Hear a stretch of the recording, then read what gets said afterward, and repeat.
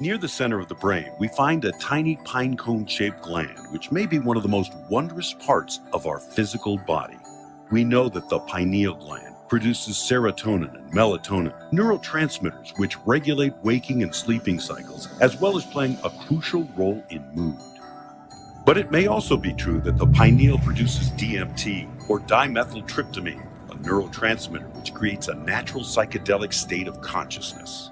If so, then this little gland plays not only a crucial role in our psychological well-being, but it may hold the key for unlocking the true potential of humanity.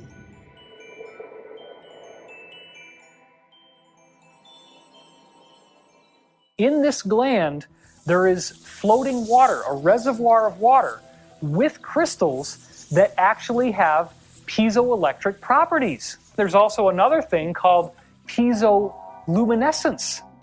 If you have a little lighter and you hit the lighter and then you get that little spark that comes out, that's from a crystal being compressed.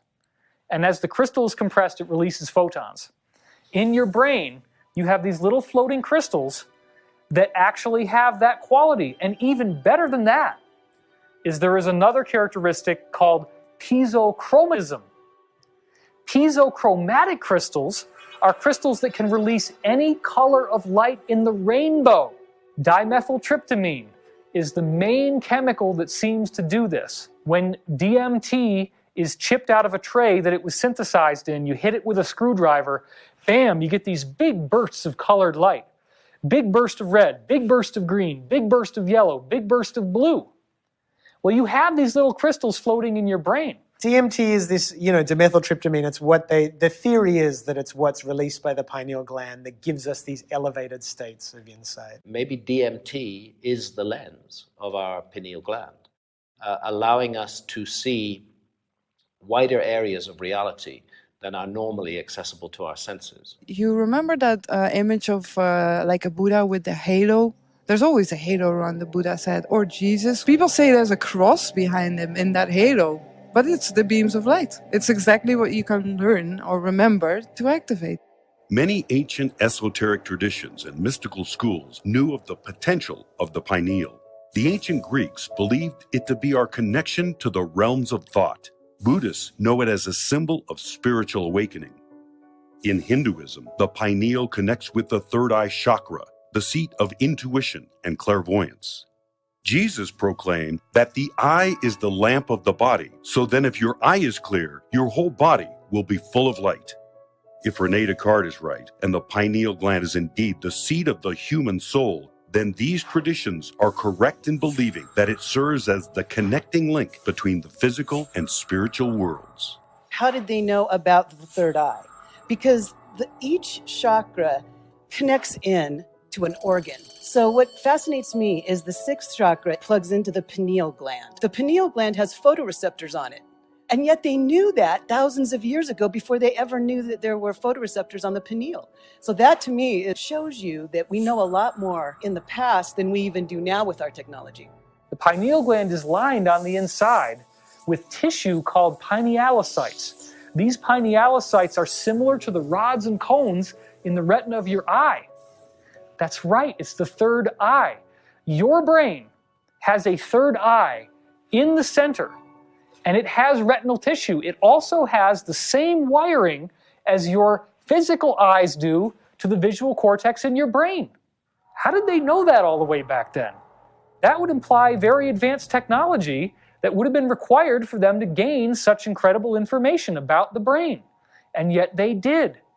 And so think about what that means. If you have little crystals that can vibrate and release all the colors of the rainbow, and people claim when they go out of body or have a near-death experience that they see a silver cord. There is a cord linking their astral body to their physical body. Indeed, it appears that the pineal gland is our connection to higher dimensions, giving us access to the psychic and spiritual realms. If this is true, then humanity is upon the precipice of a greater awakening as a whole. But this awakening does not come without its challenges and oppositions.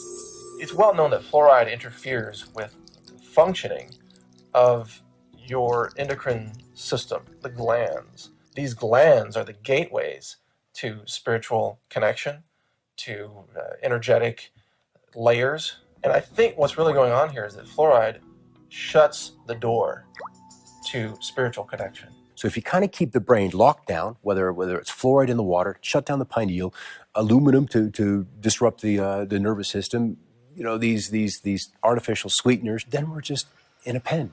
We clearly are not as aware as we could be of our potential and are not living a life that probably is as healing or as generous or as nurturing as we're capable of doing. This is why you get so many people today who are somehow convinced, and mainstream science is teaching this, that you are nothing but a biological skin bag, and that you do not have any existence beyond the physical.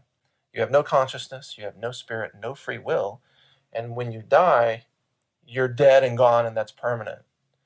That's a very dangerous philosophy. And we are dealing with Alzheimer's, Parkinson's, ADHD, all of these neurological diseases.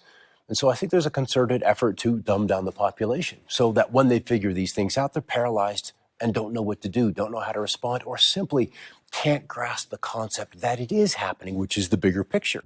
In the book of Revelation, people that have the mark of the beast on the forehead, that's the closed down pineal gland, the closed down third eye, that prevents them from having access to the cosmic nature of who they are, and that will be transformed. That's a very important part of what's going on here. Spiritual death is transformed into enlightenment, and it will happen in a moment, in the twinkling of an eye. Despite exposure to toxins in our environment and various chemicals in our heavily processed diets, humanity is still awakening. Every day, the light of a new eon shines upon us, bringing with it an unexpected source of enlightenment. What people don't realize is that your consciousness is governed by light, and the pineal gland is the center of consciousness. The brain chemistry works in accordance with this. So when you wake up in the morning and the receptors in the back of your eye pick up light, the moment that happens, your optic nerve sends a signal to the pineal gland, and the pineal gland starts making serotonin. And serotonin is the daytime neurotransmitter. This is all brain chemistry.